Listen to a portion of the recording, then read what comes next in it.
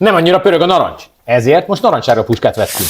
Ugyanaz, mint az NXG, narancssárga színben, 49 000 plusz bevizsga. Mennyi? 49 plusz bevizsga. Na ilyet mutassál az országban még egyet, 49-ért. De mi jött még, Balázs? Jött a csajoknak, Meg a szeretőknek. meg a szeretőknek, meg mindenki, aki retiküllel jár az utcán. De ez a ritikül, nem retikül. Retiküllel jár Vagy az redikül, utcán. vagy Redikülnek. Mindegy Redik. paprikagélt lő ki, és nem por alakba, hanem sugárba, tehát ilyen 5 méterre így szembe tudod lőni.